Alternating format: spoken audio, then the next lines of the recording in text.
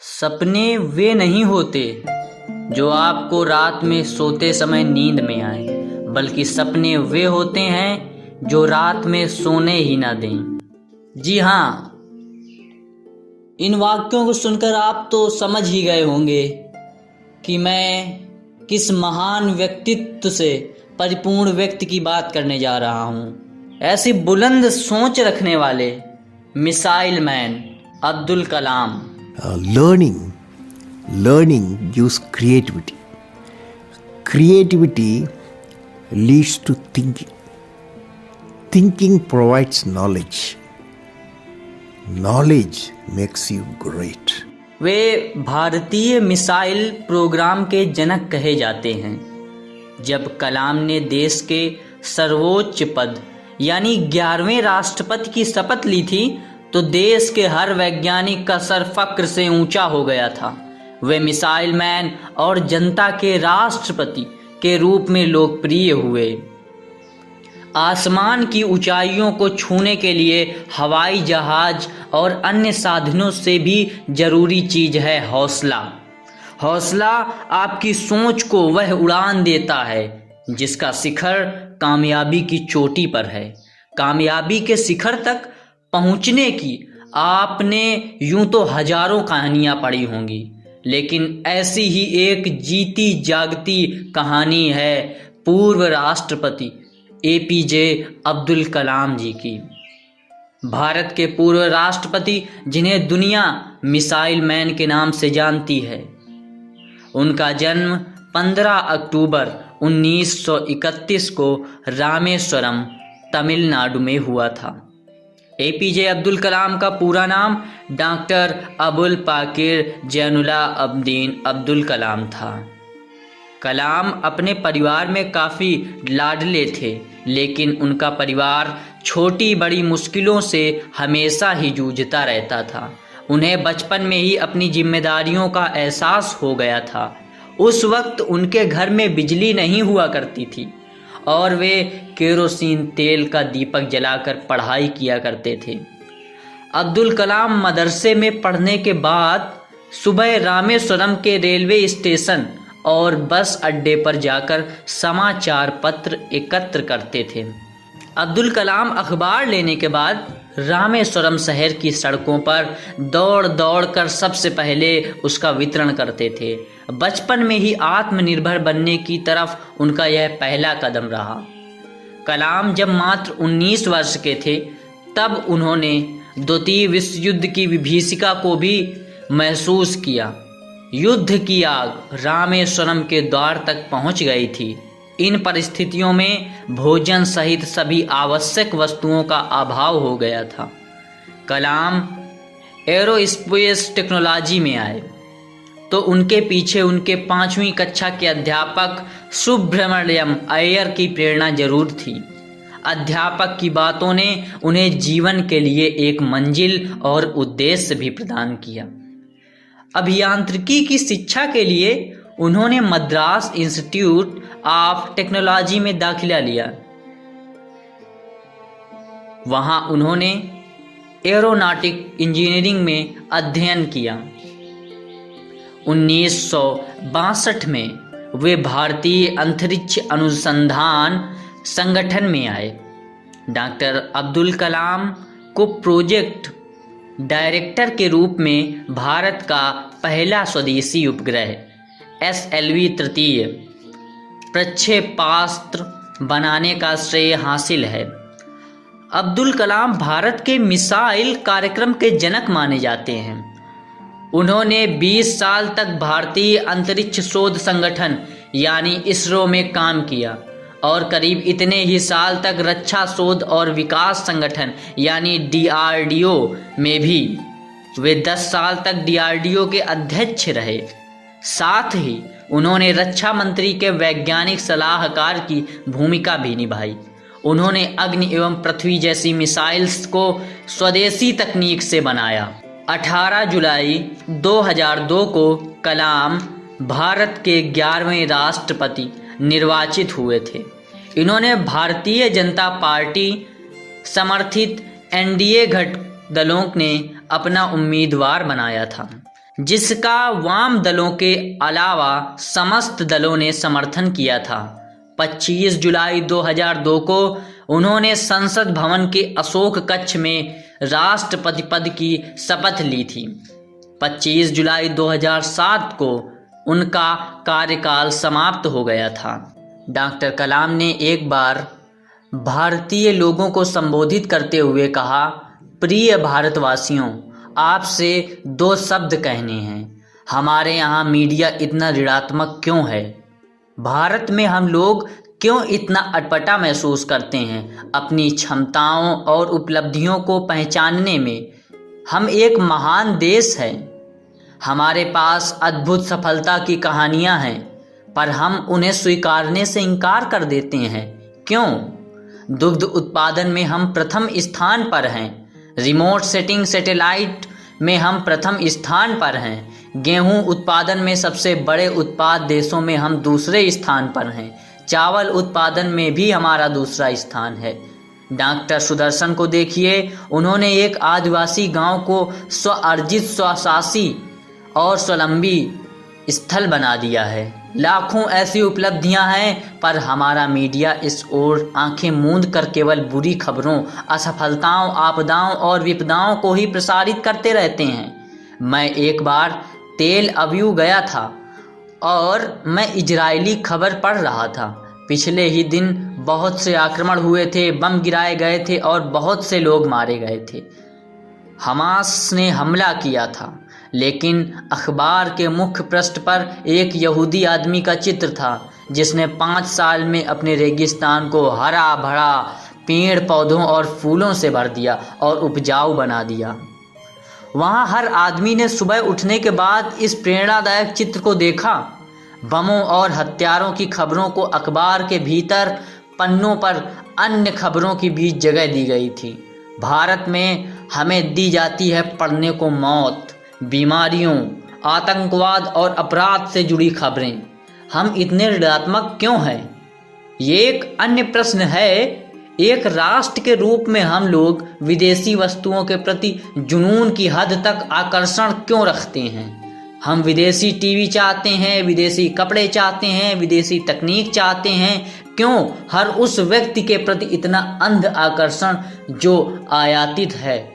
क्या हम इस बात को नहीं समझते कि आत्मसम्मान आत्मनिर्भरता से ही आता है?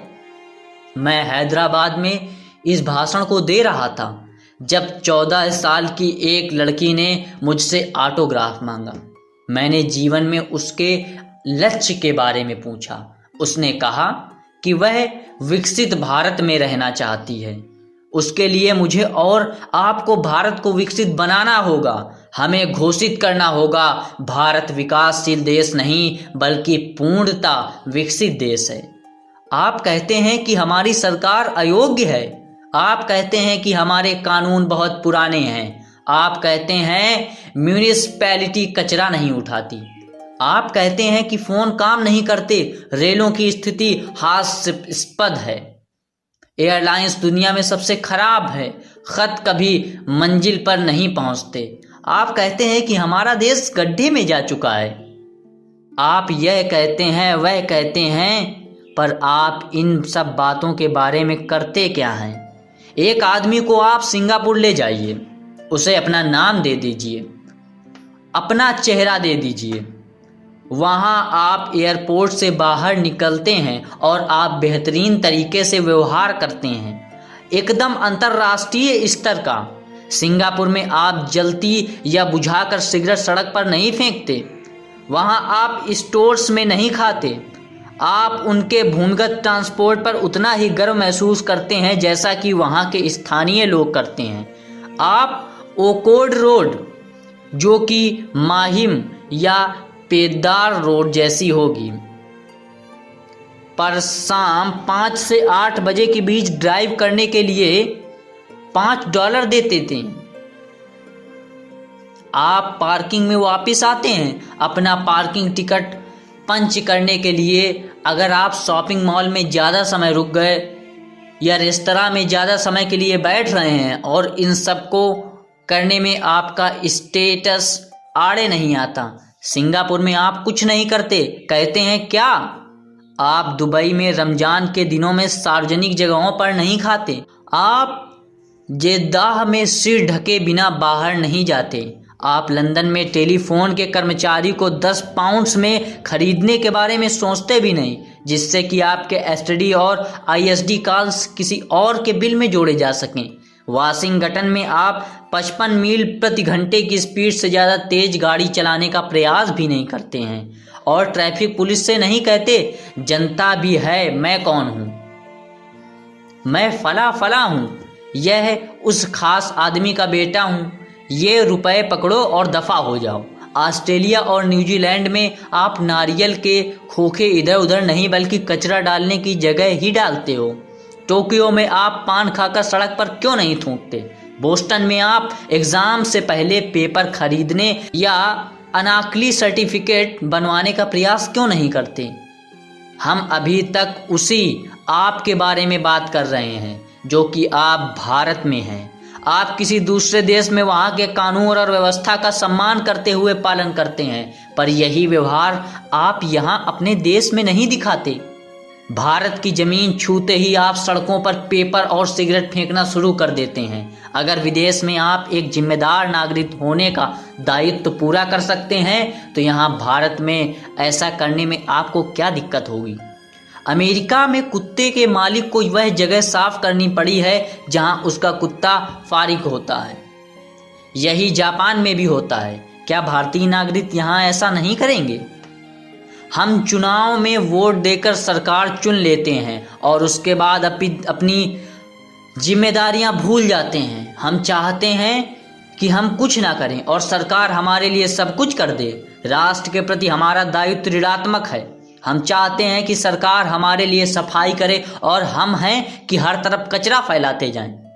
क्या हम कभी रुक कर नीचे पड़े पेपर के टुकड़े तक को उठाकर कूड़ेदान में डालेंगे? हम रेलवे की अपेक्षा रखते हैं कि हमें साफ सुथरे बाथरूम दे, पर हम कैसे उसका सलीका से इस्तेमाल करें यह हम नहीं सीखेंगे। हम इंडियन एयरलाइंस और एयर इंडिया की अपेक्षा रखते हैं कि वे सर्वोत्तम गुणवत्ता का खाना और प्रसाधन की सामग्री हमें दें, पर हम अपने को छोटी छोटी चीज़ें उठाने से परहेज करना नहीं सिखाएंगे। ये बातें उनके उस स्टाफ पर भी लागू नहीं होती हैं जो कि पब्लिक को सर्विस नहीं देना चाहते। जब भी बात होती है स्त्री शक्ति, दहेज, कन्या शिशु और ऐसे अन्य ज्वलंत मुद्दों की, तो हम ड्राइंग रूम बरसों में बढ़ चढ़ कर हिस्सा लेते हैं, पर घर पर उसका उल्टा करते हैं। जो हम बरसों में कहते हैं और हमारे पास बहाने क्या हैं? पूरी व्यवस्था जब तक न बदले तब तक मैं अकेला क्या कर सकता हूँ? यदि मैं अपने बेटे को दहेज लेने से रोक भी दूँ तो कौन बदलने जा रहा है व्यवस्था को? व्यवस्था क्या होती है? किन तत्वों से मिलकर यह बनी होती है? बड़े आराम से हम कह देते हैं कि व्यवस्था तो हमारे पड़ोसियों और लोगों के घरों, दूसरे शहरों, दूसरे संप्रदाय के लोगों और सरकार ने बनाई हुई है। केवल मैं और आप इसके हिस्से नहीं हैं। जब भी हमारे सामने व्यवस्था में धनात्मक योगदान करने की बात आती है तो हम अपने और अपने परिवार को एक सुरक्षित कवच के अंदर बंद करके दूर के देशों की ओर देखना शुरू कर देते हैं और इंतजार करते हैं कि कोई मिस्टर क्लीन आएगा और जादू से सब कुछ ठीक कर देगा, या हम देश छोड़कर भाग जाते हैं। कई तरह के भय से ग्रस्त होकर कायराना तरीके से हम लोग देश छोड़कर अमेरिका भाग जाते हैं। वहाँ के ऐशो आराम का उपभोग करने और उनकी व्यवस्था की तारीफ करने में मग्न हो जाते हैं। जब न्यूयॉर्क सुरक्षित नहीं रहता तो हम इंग्लैंड भाग जाते हैं। जब इंग्लैंड में बेरोजगारी अपनी असर दिखाने लगती है तो हम गल्फ की ओर जाने वाली उड़ानों में चढ़ जाते हैं। जब गल्फ में युद्ध छिड़ जाता है तो हम मांग रखते हैं कि भारतीय सरकार को हमें बचाकर सुरक्षित भारत लाना चाहिए। हर कोई तैयार बैठा है कि देश को गाली देने के लिए, इसके साथ बलात्कार करने के लिए, कोई भी व्यवस्था की पोषित करने की नहीं सोचता। हमारी चेतना पैसे के पास गिरवी रखी जा चुकी है। प्रिय भारतवासियों, लेख सोचने के लिए प्रेरणा देता है। यह अंतरावलोकन करने की ओर ढकेलता है, चेतना और झंझोड़ता है। मैं JF कैनेडी द्वारा अमेरिकी वासियों को कहे शब्द दोहराता हूँ, जो भारतवासियों के लिए भी अर्थपूर्ण है। अपने से पूछें कि हम भारत के लिए क्या कर सकते हैं, और हमें वह सब करना चाहिए जिससे करने से भारत भी अमेरिका और अन्य पश्चिमी देशों जैसा विकसित देश बन सकता है। आइए हम वह सब करें जिनकी भारत को ज़रूरत है। ऐसी महान सोच रखने वाले व्यक्ति थे अब्दुल कलाम। ऐसे भारतीय मिसाइल प्रोग्राम के जनक और जनता के राष्ट्रपति के रूप में लोकप्रिय हुए पूर्व राष्ट्रपति डॉक्टर APJ अब्दुल कलाम का 27 जुलाई 2015 को शिलांग के IIM में एक व्याख्यान देने के दौरान गिरने के बाद निधन हो गया। वे सदैव प्रसन्न रहते थे और दूसरों को सदैव प्रसन्न करने की चेष्टा करते रहते थे। The best brain of the nation may be found from the last benches of the classroom. Sir, could you please tell us what made you to believe in the last bench students? Where are you? Repeat your question. The best brains of the nation may be found from the last benches of the classroom. Could you please tell us what made you to believe in the last bench students? Because I was the last bench. Even I too, sir. ऐसे महान व्यक्तित्व वाले भारतीय महापुरुष doctor APJ Abdul Kalam को सत सत नमन।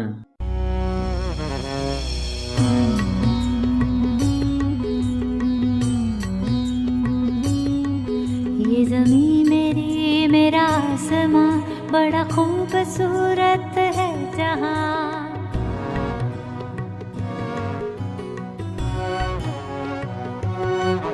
ये ज़मीं मेरी मेरा आसमां बड़ा खूबसूरत है जहाँ। मेरी जिंदगी परवाज़ है वो फिजा मेरी मैं उड़ूँ जहाँ। मेरी जिंदगी परवाज़ है वो फिजा मेरी मैं उड़ूँ जहाँ। ये ज़मीं मेरी मेरा आसमां बड़ा खूबसूरत है जहाँ। कभी धूप लेप के आसमां हमने सुनहरी कर लिया। कभी धूप लेप के आसमां हमने सुनहरी कर लिया। फिर धूप बांध के पाँव में हम उड़े हैं ठंडी हवाओं में। ज़मीं मेरी मेरा आसमां बड़ा खूबसूरत है जहाँ। कभी वक्त उठा के सरों पे हम और आग लेके परों पे हम। कभी वक्त उठा के सरों पे हम और आग लेके परों पे हम। कभी छानी खाली खला कहीं हम उड़े जहाँ पे हवा नहीं। ज़मीं मेरी मेरा आसमां बड़ा खूबसूरत है जहाँ। मेरी जिंदगी परवाज़ है।